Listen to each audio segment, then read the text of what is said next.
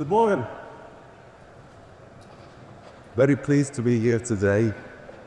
What I will be presenting in 10 minutes is a personal journey for a contracting organization through the realms of digital transformation.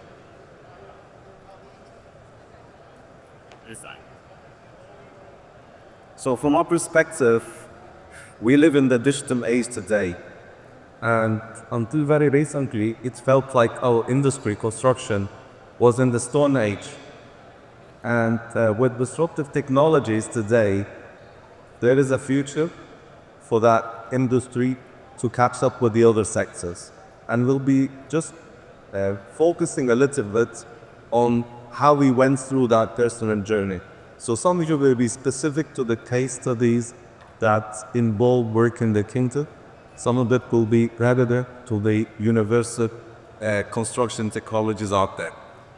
In short, really, being contracting, it's a cutthroat sector. And it's really about serving your customers and providing a career map for your people. And of course, in the last few years, the concept on understanding sustainability being a responsible social responsibility for a contractor in serving the communities is paramount as we go build new cities in new areas in those communities. This is more so with digital transformation than it has ever been before because of the connected world today. Everything we do today is about the keep. And the whole purpose of technology and innovation is to add value and include and in the case of contractors, productivity and competitiveness. So from that perspective, innovation is at the heart, it's the beating heart of technology. And of course, you want to survive in the world today, you gotta deliver operational excellence. And at the bedrock of any organization that has to work within the framework of all the different stakeholders and the competitions we have today, integrity is your real sustainability for the future in terms of doing business today. When it comes to our whole roadmap for digital transformation, everybody heard the term transformation digital is one of the most widely used today. I mean, if you're a supermarket and you're implementing a cashier, to you that's digital transformation. So it really means different things for different people. The point for us at the organization was, do not be afraid to innovate. That is really the message. Because today, we're trying to build the future in a changing world, in a digital age, where everything is connected. Now, the risk of exposing my age and others here in the hall, who remembers the 80s and the 90s when we had the mobile phones? Who remembers the blockbusters, Kodak? The world has changed a lot today, right? So you really cannot afford in the competitive market today to press a button and hit it right. It's a journey. We tried it before, and some of our colleagues before have really brought the point home. You can't just bring technology and try to adapt it, We gotta really make it work for our specific lakes. And in order to get there, you gotta build that maturity in your organization. Digital maturity, you gotta go through the phases. You can't just in 5 years' time wanna be the digital organization you wanna be. You gotta take it over time and through the right phases today. In our own personal journey, we started as an organization of 32,000 people when I joined in 2018, working in the kingdom, all over, and also in the region and in the Middle East. The thing we wanted to focus on is building a back office on a cloud part. With all the digital technologies today, we had to get our people connected. Information, documents, assurances, intelligence, reviews, and purchase orders agreements. It wasn't possible to keep moving down a manual automated situation because you keep changing all the time. Now the benefits of having an office that's about officer sits on that path. Means you reap those benefits when you come home and get a sporting like here. If you remember, on the 11th of March 2020, there was a lockdown of all the city in Riyadh. Some may have just came through the airport, were taken to a hotel nearby. Some just managed to get in the day before and stay at home. But the beating is, we had in our organization 32,000 people at home. So this discontinuity was a big issue for us because as a contractor, you can build when you're not doing physical things on the site. The fact that we had the barrier of is that 32,000 people could still trade operational documents, award service agreements, issue POs, trade engineering documents, and the bedrock of all types of the cloud system we operate upon. So it's just one of the things that you gotta think about in the last few years, to grow without having a back office, which is completely all cloud. In 2019, towards the end of 2019, our colleagues were grappling with that, that comes in many forms. And we came to the realization that it doesn't matter whether the client asks for it or not. We're doing it. So we started the training regime and we discovered something which is typical and really specific to Saudi Arabia. The young Saudi talents here are really embracing technology, digital technology.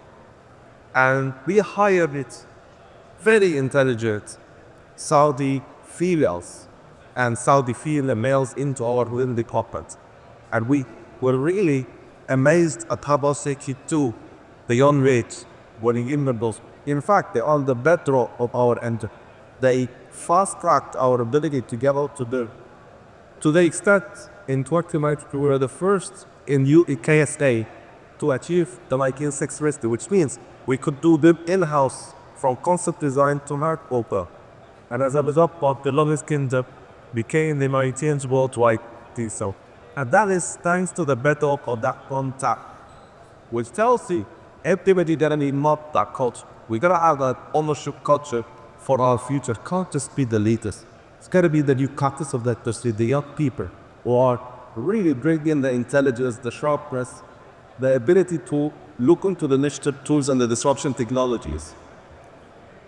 The next step took us 3.5 years, maybe others than the role could have done it quicker, of trying to integrate AI into our EPC workflows. As a big organization that does general contractor, honestly, spreadsheets is as good as it gets for a lot of us, for a very long time. And we discovered that the spreadsheet is the enemy of innovation because it's against automation, it's got desperate data all over the place. You update it here, you gotta update it there.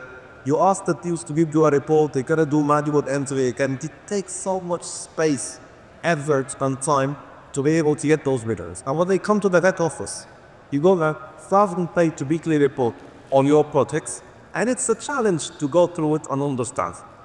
The next step is that how could we integrate, automate, and bring to use all those information in a way, not so that we are in the head office able to monitor projects, but so that the project themselves can use those tools to innovate and optimize their delivery. After 3.5 years, we were able, as you understand the challenges with AI and bringing it in, some of it is the data itself. A lot of our work here is with government, with the defense. And some of the challenges was your data has got to be in Saudi Arabia. So one of those challenges was able to get the modules with the right technology players that do not just sell you a pie at the sky, that give you the data where you want it on your servers, the KSA, and you protect yourself from future copyrights, because when you integrate with another partner, your information is there as well. So when you look at cybersecurity, data servers, integration, business continuity, if you're gonna do a long-term investment in a platform, you gotta understand that if your partner runs out, you gotta be able to continue that business. It took us 3.5 years. A year and a half was pure legal copyrights in order to start the next year. which is 2.5 years. We signed the contract for $28 billion in order to integrate all other functions so that we have a horizontal platform where information is there, shared in real time, from office to site to embed into computers, suppliers, so that you don't have to keep chasing that information. And it was very important to have a single source of data, very important to have it end-to-end and integrate. And this is where we are now halfway through that journey. And you know how these things work. You gotta still run a business while you were trying to transform. So you gotta take it in a carefully made transition. And you know, the majority of people running their business do not like technology. And they do not like sharing data. And they bet on you failing in implementing that technology. So we had to really address change management at its core.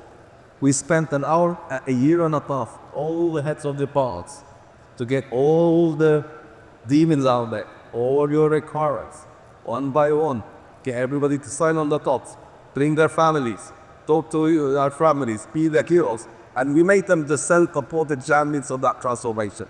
So the message for us is that do not underestimate change management in any organization, and incentivize young people to get involved and lead some of those issues. In fact, the person leading our digital transformation today is homegrown Saudi young talent in our organization. He's been with us 17 years, and Hamad Al-Khudr. Finally, don't be afraid to make mistakes. We were the first to implement Oracle in South, Oracle Fusion. And it cost us millions of dollars because we did not do it the right way. We brought it, we implemented it, and then everybody started to accommodate to it. And it cost us years of development, updates, workarounds, to the extent that when we came to now update that technology with AI, it took us 3.5 years before we could start, so that we can do it the right way. But learning from your mistakes, since we spent millions of dollars on Oracle Fusion and hired dozens of people, we now created our own Oracle-based technology company, and now we're doing it for the market to recover some of that cost. This is a little video of our personal journey as it comes to BIM 19650. Unfortunately, as a contractor, sometimes we were teaming up with the ISIL, and it took us 2 years to just do the ceremony for this, which we've achieved 2 years prior. Because you're too busy doing the work, and the other partner wants to spread the knowledge to the industry as it should be. So there would be to see if that works.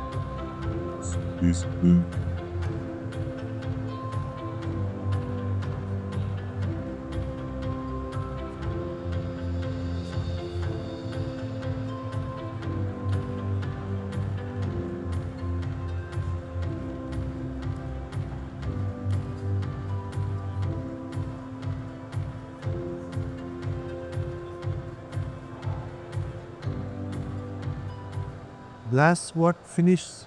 How was it? Right, so I'm gonna wrap up the last few slides very quickly.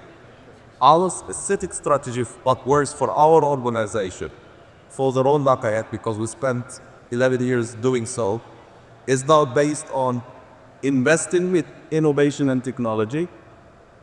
And saying that is not easy, because that means you gotta pay experts, you gotta talk to global partners, you gotta put money in today, and you gotta not be afraid to make mistakes and hire the people who have the affinity for change. We've created an R&D center. We're not talking with the Chinese, the Koreans, and the Saudi KAUST University in order to develop it so that it becomes a partnership the international fellows, the KSA experts here today. Not really applause for us as a construction organization. If you don't focus on operational activities, you're not deliver, you're out the market. And then sustainability and light. Today, everybody who was here doing construction in the 80s remember safety as a journey. They call it the blood in the coffin. Safety became a value, it's the way of being worked today. Quality became a value, it's embedded in the way we do work.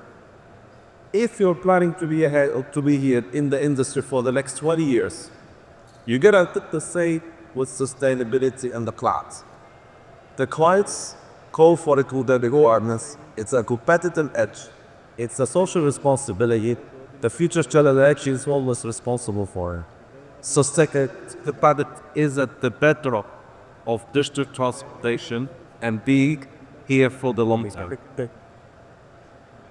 Every one of those disruptive technologies is linked to the construction sector in one way or the other. And my advice personally is to do what is right for us as a general contractor. We're quite focused on the Internet of Things, drones, 3D printing, not so much. We're experimenting with it. But robotics, laser screening, holograms, AI full, bring it in a completely automated, integrated system that connects the office with the head office, with the field, and the supply chain. We're still building more towards VR and augmented reality because it's such a powerful tool to be in the office, talk to site through VR, see the same thing, and go through the construction progress. If you look at each one of those disruptive technologies, you can see across the life cycle of construction, it impacts at least one or more phases, which tells you we're all coming to.